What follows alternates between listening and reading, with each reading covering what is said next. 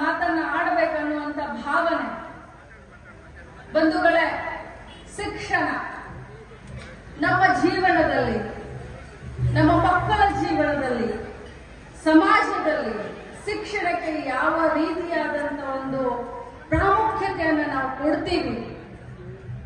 ಒಬ್ಬ ಬಡವರಿರ್ಲಿ ಅಥವಾ ಒಬ್ಬ ರಾಷ್ಟ್ರಪತಿ ಇರ್ಲಿ, ಒಬ್ಬ ಪ್ರಧಾನಮಂತ್ರಿ ಇರ್ಲಿ, ಒಬ್ಬ ಕೂಲಿಕಾರ ಇರ್ಲಿ, ತಮ್ಮ ಮಕ್ಕಳಿಗೆ ಅತ್ಯಂತ ಉನ್ನತ, ಉತ್ಕೃಷ್ಟ, ಉತ್ತಮ ಶಿಕ್ಷಣವನ್ನ ಕೊಡಗಿಸ್ಬೇಕು ಅನ್ನೋದು ಎಲ್ಲರ ಪ್ರಾಮಾಣಿಕವಾದಂತಹ ಆಸೆ ಇರುತ್ತೆ, ಕನಸಿರುತ್ತೆ.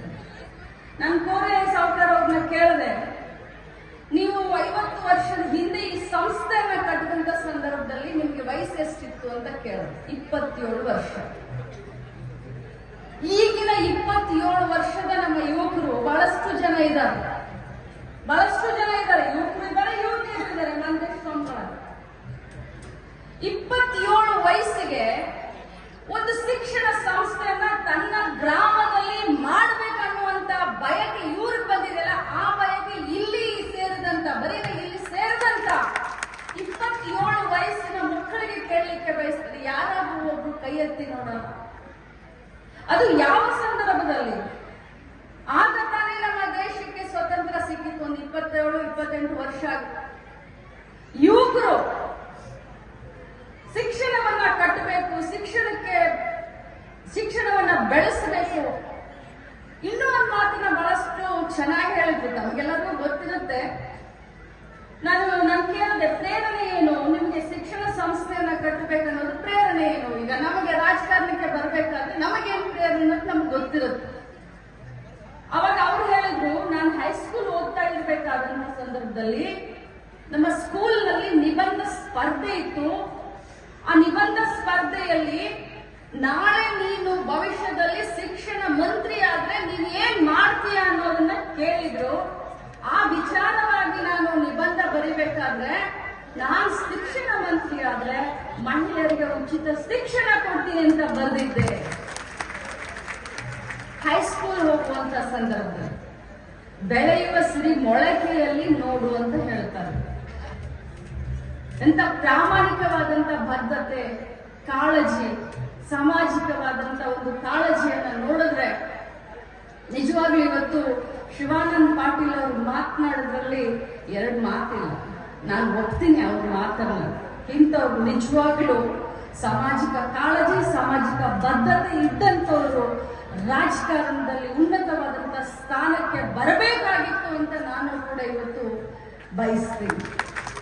ಆದ್ರೆ ಯಾವ ರೀತಿ ಇರುತ್ತೆ ರಾಜಕಾರಣ ಅನ್ನೋದು ತಮಗೂ ಗೊತ್ತು. ನಾನೊಬ್ಬ ಮಹಿಳೆ ಬಿಡಿ, ಇವತ್ತು ಇಡೀ ರಾಜ್ಯದಲ್ಲಿ ನಮ್ಮ ಪಕ್ಷದ ಹಿರಿಯರ ಒಂದು ಆಶೀರ್ವಾದ, ಎಲ್ಲ ಇಲ್ಲಿ ಕುಳಿತಂತ ಗುರು ಹಿರಿಯರ ಒಂದು ಆಶೀರ್ವಾದ, ಮಹಿಳೆಯರ ಆಶೀರ್ವಾದದಿಂದ ಇವತ್ತು ಕರ್ನಾಟಕ ರಾಜ್ಯದಲ್ಲಿ ನಮ್ಮ ಸರ್ಕಾರ ಕೆಲಸ ಮಾಡ್ತಾ ಇದೆ. ಪ್ರಾಮಾಣಿಕವಾಗಿ ಕೋರೆ ಸಾವುಕಾರರ ಆಸೆಯ ಹಾಗೆ ಮಹಿಳೆಯರಿಗೆ ಸ್ವಾವಲಂಬನೆ ಜೀವನ ಕೊಡ್ಲಿಕ್ಕೆ ಗ್ಯಾರಂಟಿ ಯೋಜನೆಯನ್ನ ನಾವು ಕೊಡ್ತಾ ಇದ್ದೀವಿ. ಇದು ಶಿಕ್ಷಣ. ವಿದ್ಯೆಗೆ ವಿನಯ ಭೂಷಣ ಅಂತ ಹೇಳ್ತಾರೆ.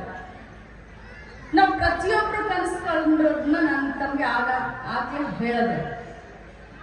ಪ್ರಾಮಾಣಿಕವಾಗಿ ತಂದೆ ತಾಯಿ ಕಂಡಂತ ಕನಸನ್ನ ಈಡೇರಿಸುವುದು ಕೂಡ ಇವತ್ತಿನ ಮಕ್ಕಳ ಜವಾಬ್ದಾರಿ ಅಂತ ಹೇಳಲಿಕ್ಕೆ ಬಯಸ್ತೇನೆ. ಜೊತೆಯಲ್ಲಿ ನಾನು ನನ್ನ ಇಲಾಖೆ ಮಂತ್ರಿ ಆದ್ಮೇಲೆ ಪ್ರಾಯೋಗಿಕವಾಗಿ ಬಹಳ ದೊಡ್ಡ ಕೆಲಸ ಮಾಡಲಿಕ್ಕೆ ಹೊರಟಿದ್ದೀನಿ ಈ ಮಕ್ಕಳ ಭವಿಷ್ಯಕ್ಕೋಸ್ಕರ. ಯಾಕಂತಂದ್ರೆ ನಾನು ಮಹಿಳೆಯರ ಮಂತ್ರಿನೂ ಹೌದು, ಹಿರಿಯರ ಮಂತ್ರಿನೂ ಹೌದು, ವಿಕಲಚೇತನರ ಮಂತ್ರಿನೂ ಹೌದು, ಅದೆಲ್ಲದಕ್ಕಿಂತ ಮುಖ್ಯವಾಗಿ ಮಕ್ಕಳ ಮಂತ್ರಿ ಕೂಡ ಹೌದು. ನನ್ನ ಮಕ್ಕಳ ಭವಿಷ್ಯಕ್ಕೋಸ್ಕರ ಬಹಳ ದೊಡ್ಡ ಒಂದು ಹೆಜ್ಜೆಯನ್ನ ಇಡ್ಲಿಕ್ಕೆ ಹೊರಟಿದ್ದೇನೆ. ಅದಕ್ಕೆ ತಮ್ಮೆಲ್ಲರ ಸಹಕಾರ ನನಗೆ ಬೇಕು ಅಂತ ಕೇಳ್ತೇನೆ. ಏನಪ್ಪ ಅದು ಅಂತಂದ್ರೆ, ಪ್ರಾಯೋಗಿಕವಾಗಿ ನನ್ನ ಕ್ಷೇತ್ರದಲ್ಲಿ ಡಿಜಿಟಲ್ ಡಿಟಾಕ್ಸ್ ಅಂದ್ರೆ 7 ಗಂಟೆಯಿಂದ ಸಾಯಂಕಾಲ 7 ಗಂಟೆಯಿಂದ 9 ಗಂಟೆವರೆಗೆ ನಾವೆಲ್ಲರೂ ಕೂಡ ಸ್ವಯಂ ಪ್ರಾಮಾಣಿಕವಾಗಿ 7ರಿಂದ 9 ಗಂಟೆವರೆಗೆ, ಅದು ಮಹಿಳೆಯರಿರ್ಬೋದು ಪುರುಷರಿರ್ಬೋದು, ಟಿವಿ ನೋಡ್ಕೊಳ್ಳೋದು ಮೊದಲೇ ನಾವು ನಮಗೆ ಗೆರೆಯನ್ನು ಹಾಕೊಳ್ಳೋಣ, ನಾವು ನಮಗೆ ಲಕ್ಷ್ಮಣ ಗೆರೆಯನ್ನು ಹಾಕೊಳ್ಳೋಣ. ಯಾಕಂದ್ರೆ ಇವತ್ತಿನ ನಮ್ಮ ಮಕ್ಕಳು ನಮ್ಮ ಲೋಣಿ ಊರಿನ ಭವಿಷ್ಯ ಅಷ್ಟೇ ಅಲ್ಲ, ಪ್ರಾಮಾಣಿಕವಾಗಿ ಹೇಳಬೇಕು ಅಂದ್ರೆ ಬಿಜಾಪುರ ಜಿಲ್ಲೆಯ ಭವಿಷ್ಯ, ಈ ರಾಜ್ಯದ ಭವಿಷ್ಯ, ಈ ದೇಶದ ಭವಿಷ್ಯ, ಸಮಾಜದ ಭವಿಷ್ಯ. ನಮ್ಮ ಮಕ್ಕಳು ನಮ್ಮ ಆಸ್ತಿ, ನಮ್ಮ ಮಕ್ಕಳ ಭವಿಷ್ಯವನ್ನ ನಾವು ರೂಪಿಸ್ಲಿಲ್ಲ ಅಂತಂದ್ರೆ, ನಾವು ತ್ಯಾಗವನ್ನ ಮಾಡ್ಲಿಲ್ಲ ಅಂತಂದ್ರೆ ಬೇರೆಯವರು ಯಾರು ಬಂದು ತ್ಯಾಗ ಮಾಡ್ಲಿಕ್ಕೆ ಸಾಧ್ಯ ಇಲ್ಲ. ಅದಕ್ಕೆ ಮಕ್ಕಳ ಮಂತ್ರಿಯಾಗಿ ಒಬ್ಬ ತಾಯಿಯಾಗಿ ನಾನು ಪ್ರಾಮಾಣಿಕವಾದಂತ ಪ್ರಯತ್ನ ಮಾಡ್ತಾ ಇದ್ದೀನಿ.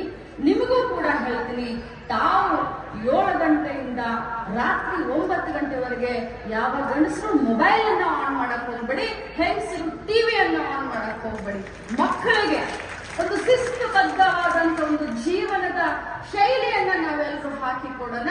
ಅವರು ಎಷ್ಟು ಗಂಟೆ ಬೇರೆ ಕಾಲದಲ್ಲಿ ಏನೇನ್ ಮಾಡ್ತಾರೆ, ಆಟ ಮಾಡ್ತಾರೆ, ಅದು ಬೇಡ.